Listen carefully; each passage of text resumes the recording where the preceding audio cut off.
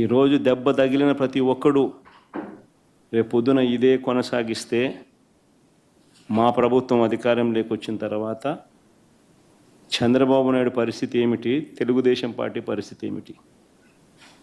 ఎల్లకాలం ఇవే రోజులు ఉండవు. ఈరోజు పైన మీరున్నారు, మళ్ళీ 4 ఏళ్ళకు 3 ఏళ్ళకు కిందికి మీరు వస్తారు, మేము పైకి పోతాం.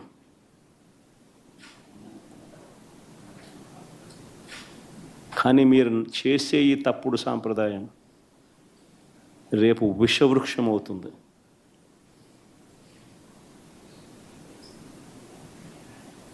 నేను చెప్పినా కూడా మా వాళ్ళు రేపు పొద్దున వినే పరిస్థితి ఉండదు. దెబ్బ తగిలినోనికి ఆ బాధ తెలుస్తుంది.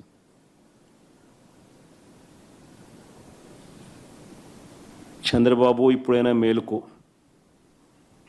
తప్పు తెలుసుకో, తప్పుడు సాంప్రదాయాన్ని సరిదిద్దుకో.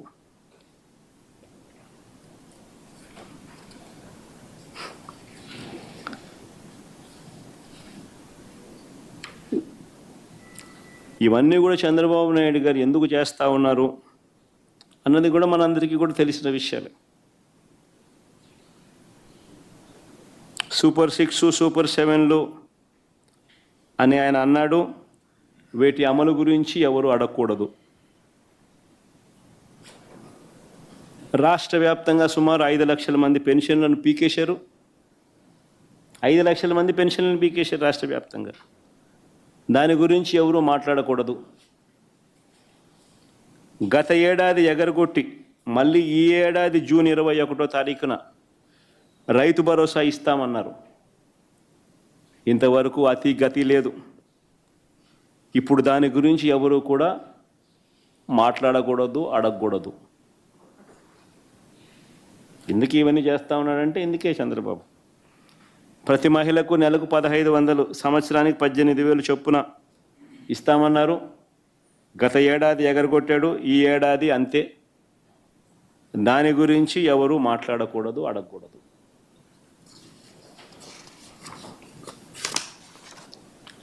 ఏటా 3 సిలిండర్లు అన్నాడు. గత ఏడాది 2 సిలిండర్లను ఎగరగొట్టేశారు. ఇస్తానన్న 1 సిలిండర్ కూడా అందరికీ అందలేదు. ఈ ఏడాది అసలే 3 సిలిండర్లలో అసలే లేదు. దీని గురించి కూడా ఎవరు అడగకూడదు, మాట్లాడకూడదు. బడికి వెళ్ళే ప్రతి విద్యార్థికి 15,000 ఇస్తానన్నాడు. గత ఏడాది ఎగరగొట్టేశాడు. 15,000 కాస్త 13 అయింది. ఈ ఏడాది కూడా 30 లక్షల మందికి ఎగరగొట్టేశాడు. దీన్ని కూడా ఏ విద్యార్థి కూడా ప్రశ్నించకూడదు, అడగకూడదు. నిరుద్యోగ యువతకు నెలకు 3,000 ఇస్తానన్నాడు. ఏడాదికి 36,000 చొప్పున నిరుద్యోగ భృతి అన్నాడు. గత ఏడాది పూర్తిగా ఎగ్గొట్టేశాడు. ఈ ఏడాది కూడా పూర్తిగా ఎగ్గొట్టేదానికి శ్రీకారం చుట్టాడు. ఎవడు దీని గురించి మాట్లాడకూడదు, అడగకూడదు. 50 ఏళ్ళు దాటితే పెన్షన్ అన్నాడు. 50 ఏళ్ళు దాటితే 48,000 మీ చేతుల్లో పెడతానన్నాడు. గత ఏడాది ఎగ్గొట్టాడు, ఈ ఏడాది ఎగ్గొట్టే కార్యక్రమమే చేస్తూ ఉన్నాడు. ఎవరు అడగకూడదు, ఎవరు ప్రశ్నించకూడదు. రాష్ట్రంలో ప్రజలందరికీ కూడా ఎన్నికలప్పుడు ఏమన్నాడు? వైజాగ్ షికారుకైనా పోవచ్చు అన్నాడు. శ్రీకాకుళం వాళ్ళు తిరుపతికైనా రావచ్చు అన్నాడు. తిరుమల వెంకటేశ్వర స్వామి దర్శనం చేసుకోవచ్చు అంటాడు. తిరుపతి వాళ్ళు, రాయలసీమ వాళ్ళు విశాఖపట్నానికి షికారుకైనా పోవచ్చు అంటాడు. అక్కడ సింహాచలం గుడికైనా పోవచ్చు అని అంటారు. ఈరోజు ఎక్కడికి వెళ్ళినా ఫ్రీ బస్సు కాస్త సంవత్సరం అయిపోయింది.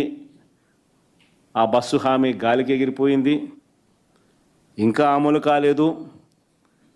ఈయన పండగల మీద పండగలు డేట్లు చెప్తా పోతున్నాడు. పండగలు గడిచిపోతూ ఉన్నాయి, డేట్ మాత్రం రావడం లేదు. అయినా దీని గురించి ఎవరు మాట్లాడకూడదు, అడగకూడదు. సూపర్ 6, సూపర్ 7 మాత్రమే కాదు, ఫీజు రీయింబర్స్మెంట్ రూపేణా. ఇది అన్నిటికన్నా దారుణం. పిల్లల చదువులు ఈరోజు చంద్రబాబు నాయుడు గారి పుణ్యాన పిల్లలు చదువులు మానేసి పనులకు పోతా ఉన్న పరిస్థితి ఈరోజు రాష్ట్రంలో ఉంది. చంద్రబాబు నాయుడు గారి పుణ్యాన 6 త్రైమాసికాలకు సంబంధించి పెండింగ్. 2024 జనవరి, ఫిబ్రవరి, మార్చ్ త్రైమాసికంతో మొదలెడితే జనవరి, ఫిబ్రవరి, మార్చికి సంబంధించిన త్రైమాసికం నువ్వు మామూలుగా మేలో ఇవ్వాలి. అప్పుడు ఎన్నికలని పోస్ట్పోన్ అయితే ఆ రోజు నుంచి ఈ జూన్ 30వ తారీఖున లెక్కేసుకుంటే 6 త్రైమాసికాలు, 4,200 కోట్లు బకాయిలు, 700 × 6 త్రైమాసికాలు. వసతి దీవెన కింద ప్రతి ఏప్రిల్ 1,100 కోట్లు ఇవ్వాలి. 2 ఏప్రిల్ గడిచిపోయాయి, 2,200 కోట్లు బకాయిలు. వసతి దీవెన కింద ఆ 2,200 కోట్లు కూడా ఈ 4,200 కోట్లకు కలిపితే 6,400 కోట్లు బకాయిలు. ఈ 6,400 కోట్లకు గాను ఇచ్చింది కేవలం 750 కోట్లు.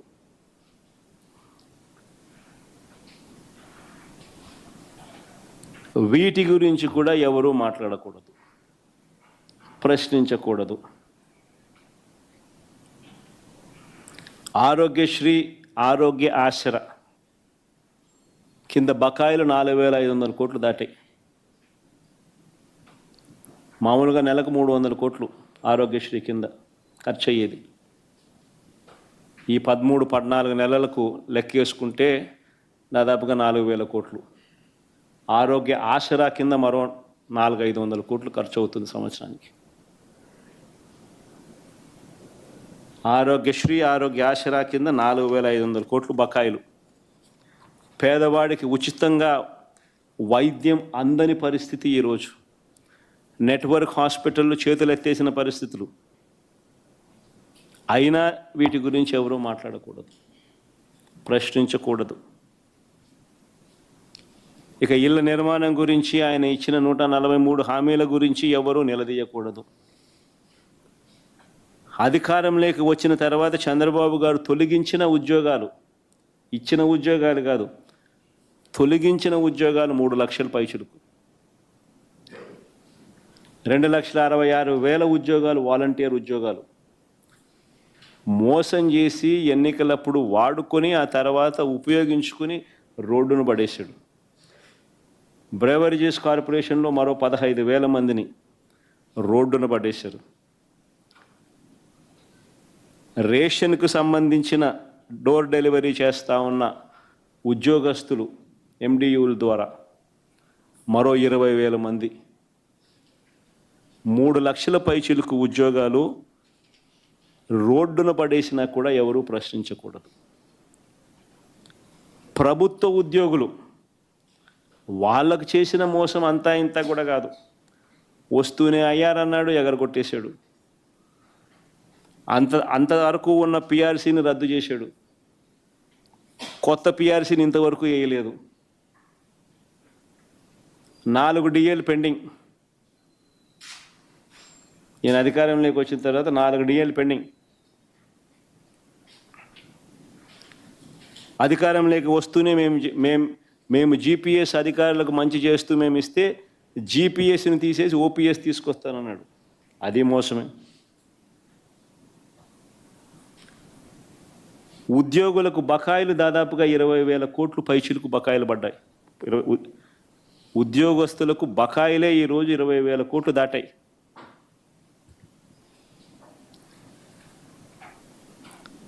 అడిగితే తోకలు కట్. ఎవరు ప్రశ్నించకూడదు, ఎవరు అడగకూడదు. అడిగితే సుమా దొంగ కేసులే, తప్పుడు కేసులే. చివరకు గ్రామ వార్డు సచివాలయాలు నిర్వీర్యం. గ్రామ వార్డు సచివాలయాలు పూర్తిగా నిర్వీర్యమైపోయాయి. అయినా ఎవరు మాట్లాడకూడదు, ప్రశ్నించకూడదు.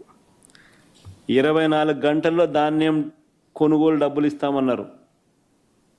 ఏప్రిల్ నుంచి బకాయిలే.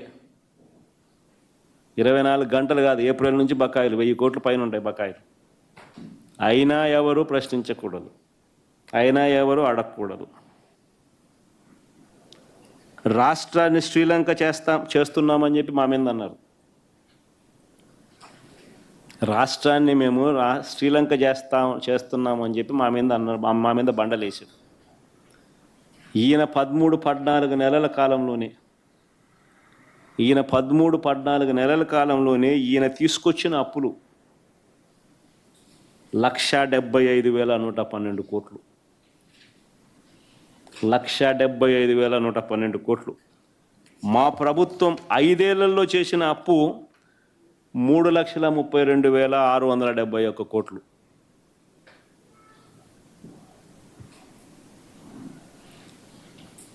ఐదేళ్లలో మా ప్రభుత్వం చేసిన అప్పు 3,32,671 కోట్లు అయితే, అన్ని స్కీములు ఇస్తూ నాడు నేడు లాంటి గొప్ప డెవలప్మెంట్ కార్యక్రమాలను చేస్తూ, స్కూళ్ళు కానీ హాస్పిటళ్ళు కానీ రూపురేఖలు మారుస్తూ, కొత్తగా 3 పోర్టులు గవర్నమెంట్ రంగంలో కడుతూ, గొప్ప డెవలప్మెంట్ కార్యక్రమాలు మేము చేస్తూ, అన్ని స్కీములు ఇస్తూ, కోవిడ్ లాంటి విపత్కర పరిస్థితులను ఎదుర్కొంటూ, అయినా మేము చేసిన అప్పులు కేవలం 3,32,671 కోట్లు అయితే, ఈయన 13-14 నెలల్లోనే ఈయన చేసిన అప్పులు 1,75,112 కోట్లు. అంటే మేము 5 ఏళ్లలో చేసిన అప్పును ఈయన 13-14 నెలల్లో 52.43% ఇప్పటికే చేసేసినాడు. మేము 5 ఏళ్లలో చేసిన అప్పులో 52.43% ఆయన ఇప్పుడే చేసేసినాడు ఈ 13-14 నెలలకే. నేను అడుగుతా ఉన్నా, ఈ డబ్బంతా ఎవరి జోబీలేకపోయింది? ఎవరికి ఒక స్కీమ్ ఇచ్చింది లేదు, ఎవరికి ఏ మంచి చేసింది లేదు. మరి డబ్బంతా ఎవరి జోబీలేకపోయింది? అయినా ఎవరు ప్రశ్నించకూడదు, ఈ మాదిరిగా ఉన్నా కూడా ఎవరు అడగకూడదు. అడిగితే సుమా తప్పుడు కేసులు. షాక్ కొట్టేలా ఏకంగా పెంచిన కరెంటు ఛార్జీలు 18,272 కోట్లు. కరెంటు ఛార్జీలు తగ్గిస్తాడన్న కథ దేవుడు ఎరుగు. కరెంటు ఛార్జీలు ఈ 13-14 నెలల్లో ఆయన పెంచింది 18,272 కోట్లు. మేము ఉద్యమం చేసినప్పుడు 15,000 కోట్లు అయితే, ఈ రోజుకి అది 18,272 కోట్లకు ఎగబాకింది. అదొకసారి స్లైడ్ పెట్టుమా ఒకసారి ఆ కరెంటు ఛార్జీలు. Fuel and power purchase cost adjustment కింద FPPCA అంటే fuel and power purchase cost adjustment కింద రకరకాల తేదీలలో ఆయన ఇచ్చిన బాదుడు 18,272 కోట్లు.